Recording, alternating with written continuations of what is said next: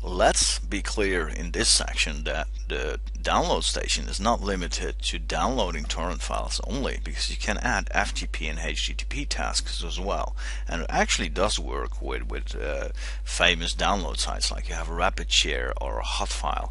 The only thing that might become a limit here is that you have to enter the username and password for each file you add, and this is a remark we have made to QNAP before and would be addressed in one of the future versions of QGet, is where it will actually remember the username and password for these sharing sites.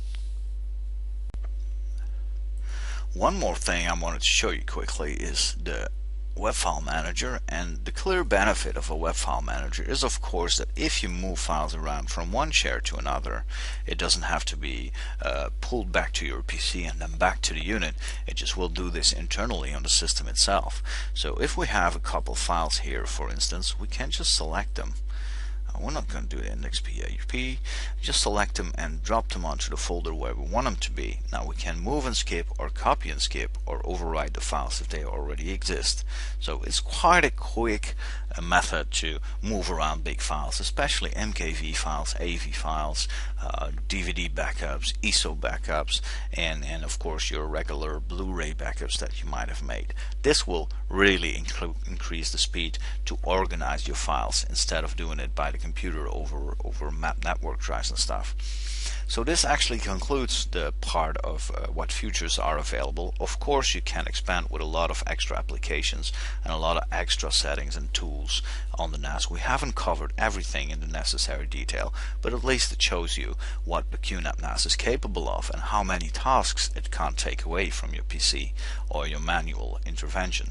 So the next thing we do now is just measure the performance of the QNAP NAS over a gigabit connection. So we have prepared the Atto benchmark, and we connected the QNAP to the X drive, and we just started the performance test you can now follow in real time. On the left you can see what kind of PC that we're using, including the memory, and just maybe additional information that could be useful is stating that both the QNAP and my PC are currently connected to a Netgear GS gigabit switch. So it is quite performant, and in form of expectations, I would think, because of the specifications are a bit lighter than the top model of QNAP, which reached about 110 megabyte read and write per second, I would kind of imagine this device would bring me about 90 megabyte a second in both read and write speed and performance.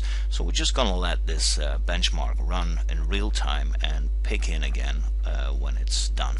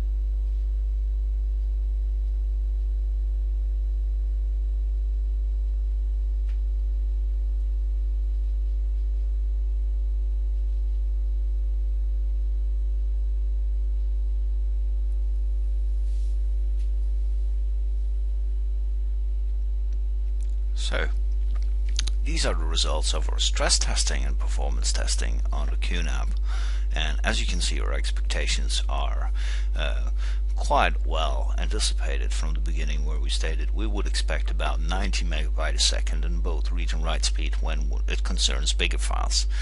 Of course, whatever results you achieve with the QNAP is based on your networking, your PC, and the hard drives that you use inside the QNAP can have an effect as well, including configuration of certain aspects and features.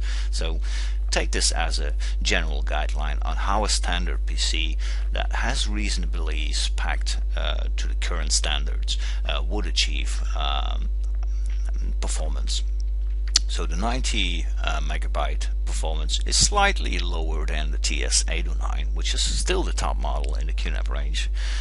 So if you want to go for that performance, you would probably pay up about €100 more than for this device, and the entry price of this unit will be about €1,200. So it's not really cheap, but it's not that expensive as well. So I hope you enjoyed it, and see you next time.